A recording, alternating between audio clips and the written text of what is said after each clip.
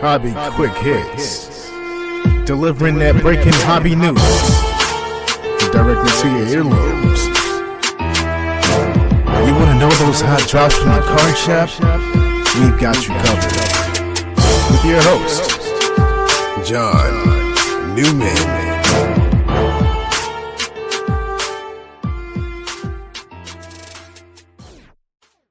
Hey everybody, another episode of Hobby Quick Hits coming your way. This is one of those, we've done these before. We used to call them hobby histories and take a person from the hobby no longer with us and kind of deep dive their career and their accolades. And, I did it because we got a lot of new people in the hobby, may not know about the history of the hobby, and maybe in some cases don't care about the history of the hobby, but in some cases they do. And I wanted to give some people no longer with us, like I said, credit for their place in the hobby. But really, when doing a biography, right, talk about everything, not all just good stuff, right? If something bad happened to, give the whole sort of background. So we're not going to do these all the time, maybe every couple months.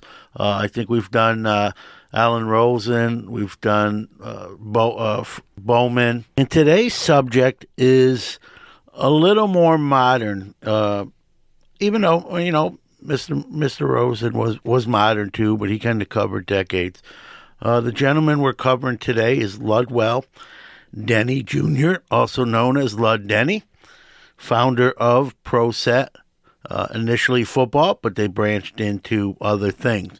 I also want to give a shout out to a listener who, like I said, we used to call these hobby histories, and a listener, Mike Lack, messaged me, said he appreciated the shows, but why not call them legends of the hobby, call these kind of shows legends of the hobby.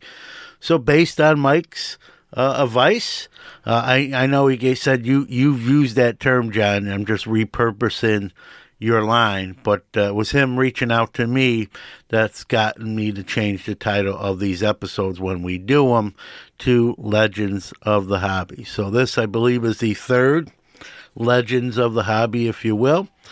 It's Lud Denny Jr. from Pro Set fame. We're going to start the show, but we're going to hear from our great sponsor first, and then we'll get the show underway. MojoBrakeShop.com is the best place to get your sealed wax products and brakes. They not only have the best selection, but the best prices. Whether it's a box or a whole case, they are your guys. They ship worldwide to your doorstep.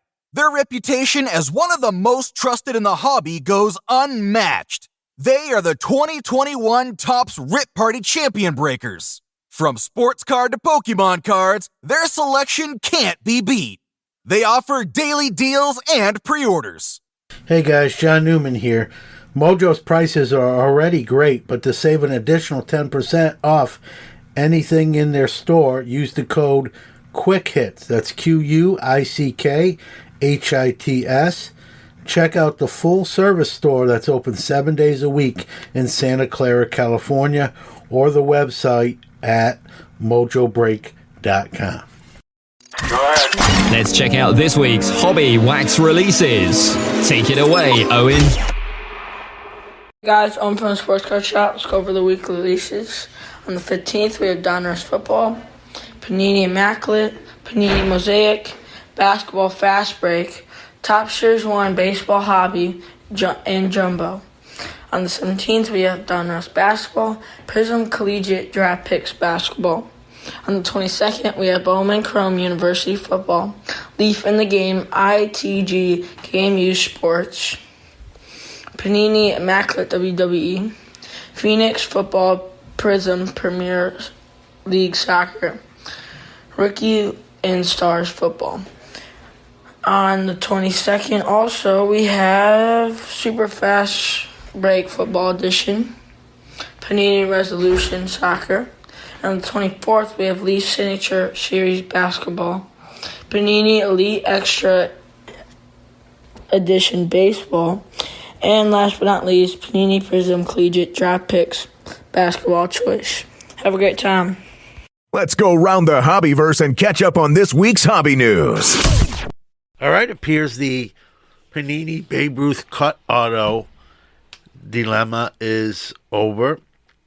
The card that came out with a George Brett auto instead of a Babe Ruth auto, Panini has finally chimed in. They have received the card and are putting in a Babe Ruth cut auto. They even went as far as to show a picture of where they cut the Babe Ruth auto out from, and just below it was a Lou Gehrig auto. So look for a Lou Gehrig auto cut, I'm sure, sometime in the Panini future. So good to see that saga sort of put to rest, but it doesn't change that it did occur, and someone erred with the Brett inside the Ruth card, but Panini is making it right.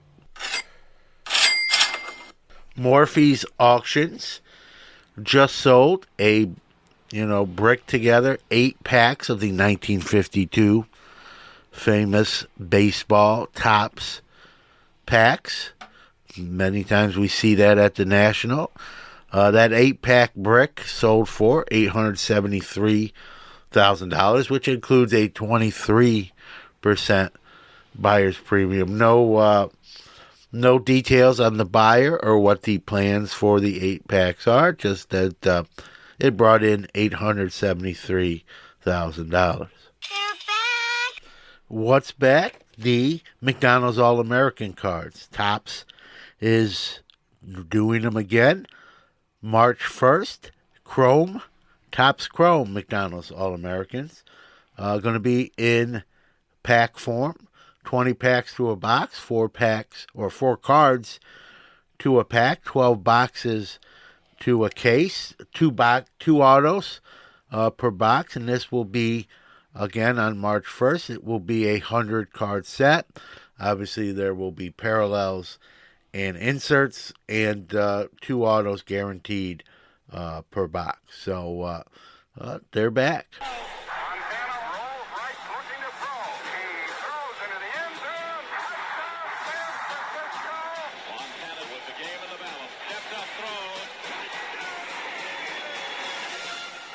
Right, you heard some highlights from Joe Montana's legendary Hall of Fame career, arguably still the greatest quarterback to ever do it.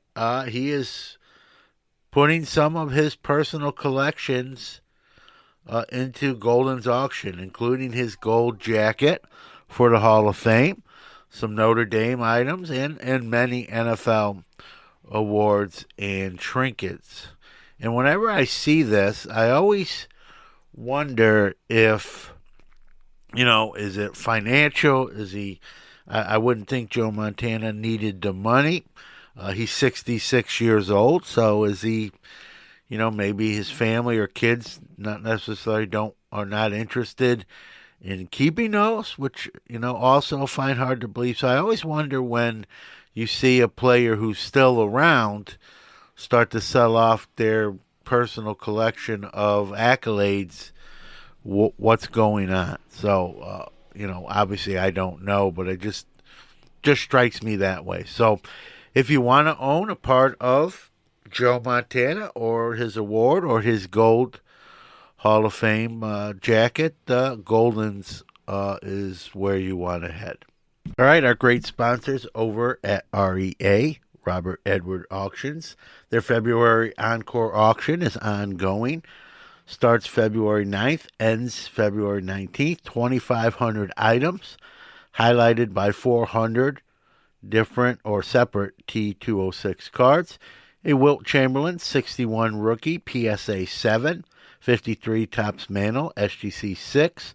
Clemente rookie, 1955 Topps, PSA 6. Bob Gibson, 1959 Topps rookie, SGC 92. A 39 play ball, Joe DiMaggio, PSA 5. A factory sealed, brand new, 1993 SP Upper Deck box. Some guy named Derek Jeter's foil rookies in that, maybe.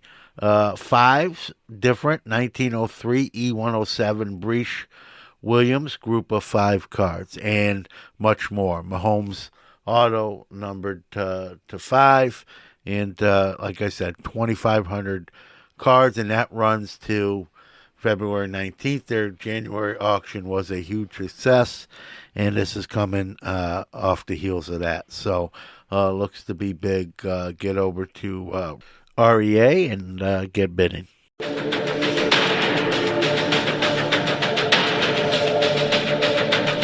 now, our feature presentation. All right, let's get into our subject.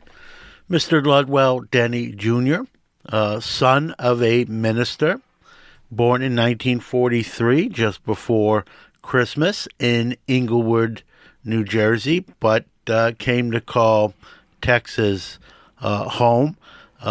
Some things he did before he launched ProSet. He was a Braniff pilot from 1973 to 1981, an avid pilot. And from 1978 to 85, he sort of made his fortune as an oil wildcatter. He was also the creator of the 1986 game Armchair Quarterback and got licensing to do NFL sunscreens.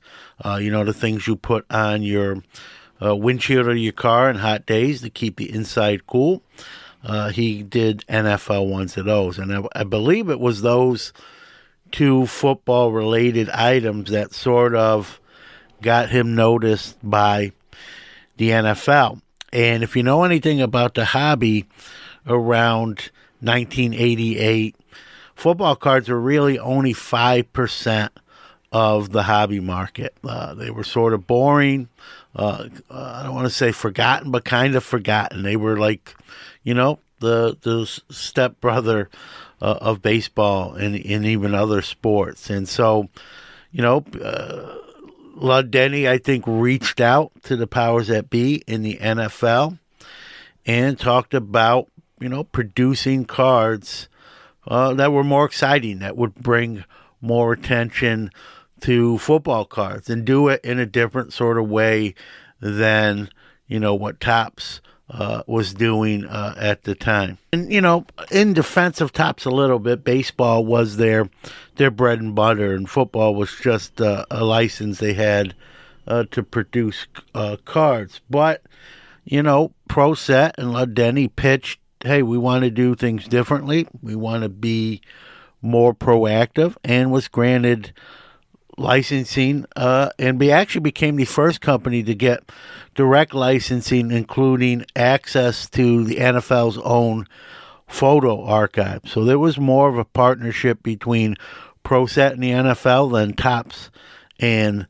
the NFL. And so ProSet was born. They started very small in a 1,500 square foot office to launch their company. And rumored Lud Denny told his landlord, quote, "I don't know if we're going to need it after the first month," as he was a little nervous with this new venture, whether they'd survive or not.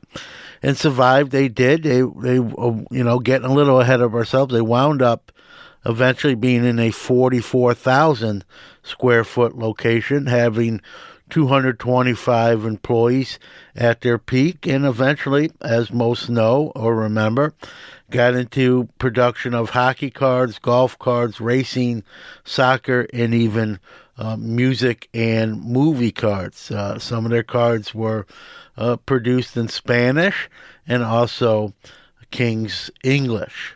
One of the things ProSet wanted to do, like I said, was things differently. So they featured more color on their cards, more action shots, more in-action photos, players, draft picks. They did more draft picks before they actually played in the league.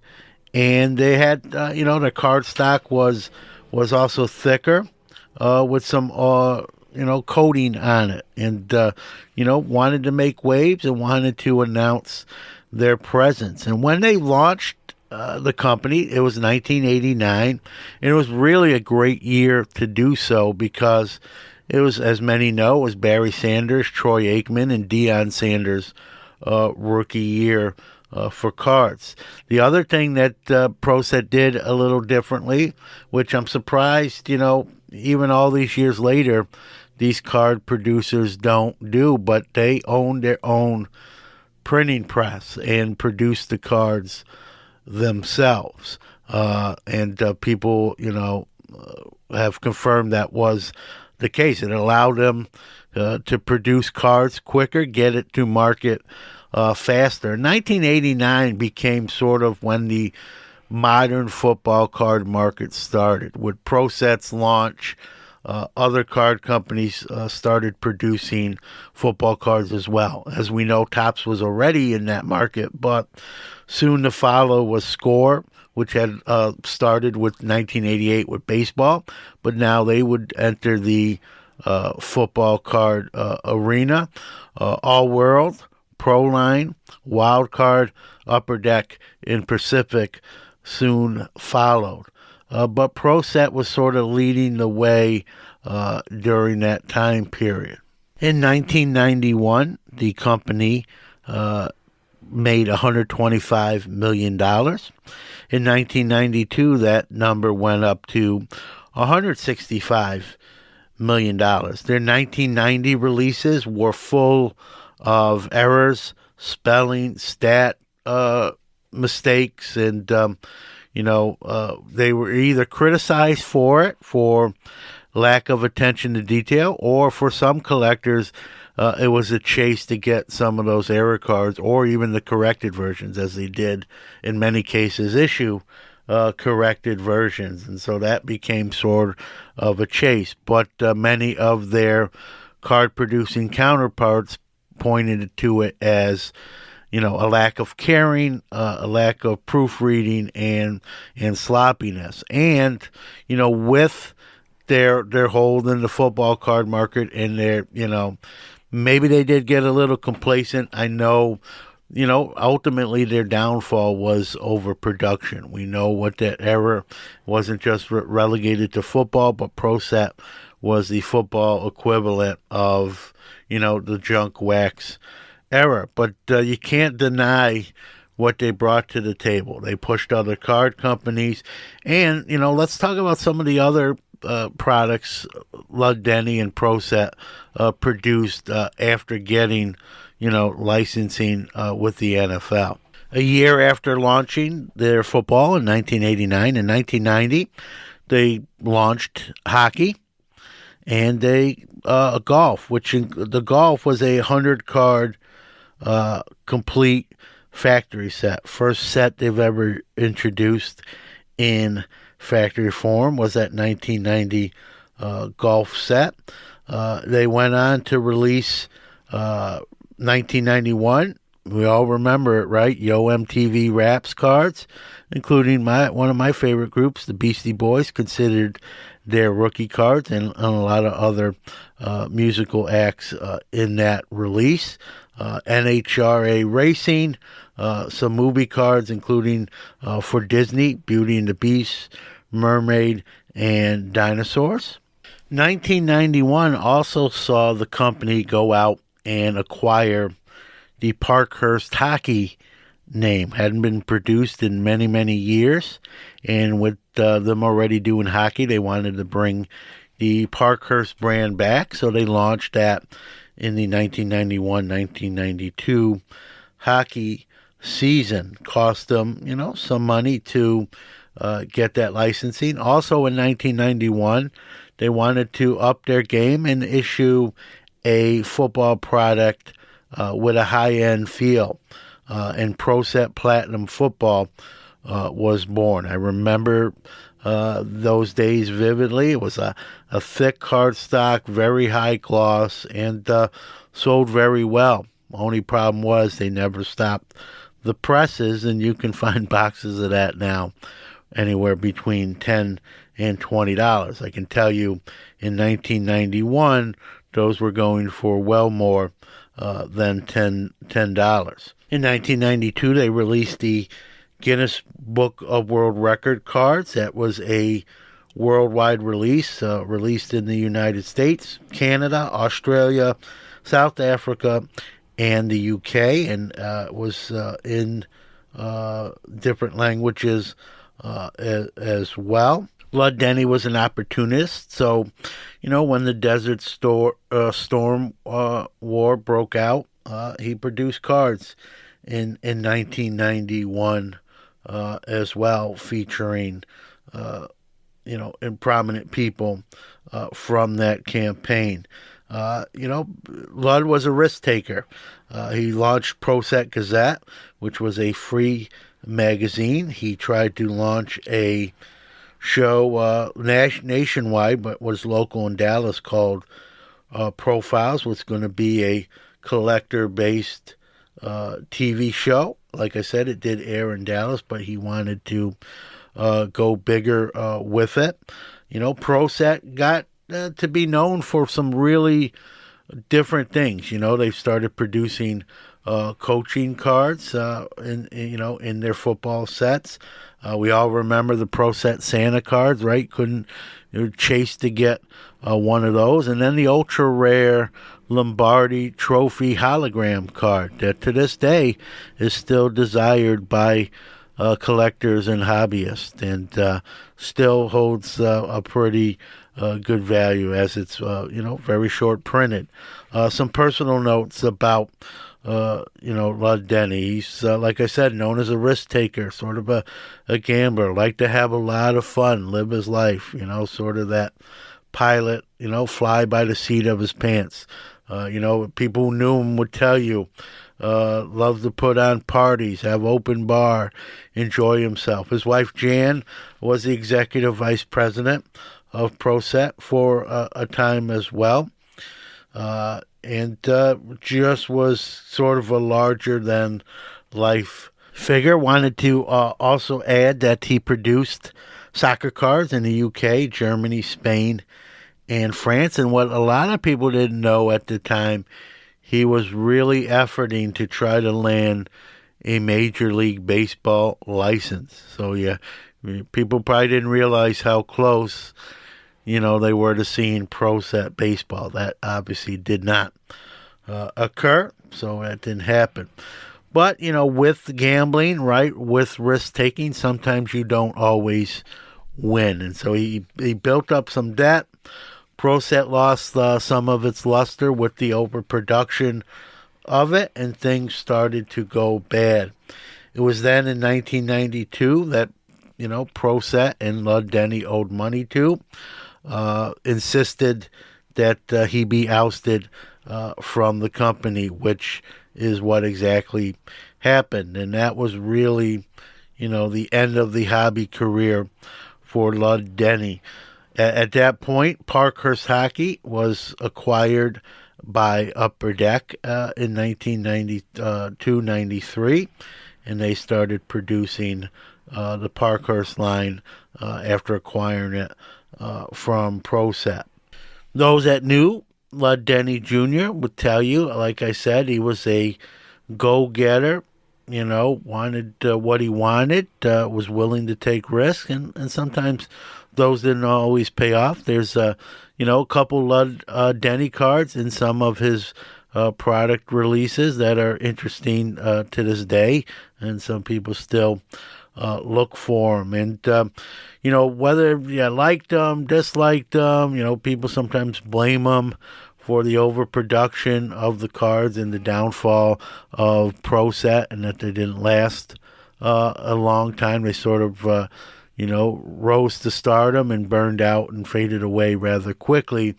Most people will tell you Lud Denny wasn't a bad guy, just, very outspoken, very outgoing, and wanted to make things happen. And frankly, he did, right? We still talk about Proset to this day, and in 2021, Leafs Brian Gray procured the name and bought the company, and now they produce Proset cards under the Leaf brand. All right, I think that's going to wrap up our Legends of the Hobby series this week, focusing on Lud Denny Jr. He did pass away at the age of 66 in 2010. He did some other business ventures post hobby career, including insurance salesman and some other titles that he held. So, but regardless, a very prominent figure especially in the football card market with the launch of Pro Set in 1989. And like I said, the brand lives on today. I want to thank a couple people, in putting this episode together. Rich Klein wrote a great article back in the day about Lud that I referenced, and Dr. James Beckett did about 4 to 5 episodes of Sports Cards Insights. Those episodes are number 494, 494B, 680, and 685, and that's just a great show in general. Those are just pertaining to Lud Denny and or Pro Set and the entities involved. Check those out if you want to learn even more. So thanks everybody for listening. We'll do these Legends of the Hobby probably every other month or around that. We have a list of folks to cover. If there's someone you would like us to cover that maybe not on the list, I haven't announced the list, but if there's someone you want to learn more about in Legends of the Hobby and history of the hobby, let me know. Reach out, give us some feedback, and we'll make sure we cover those deserving of an episode. Thanks.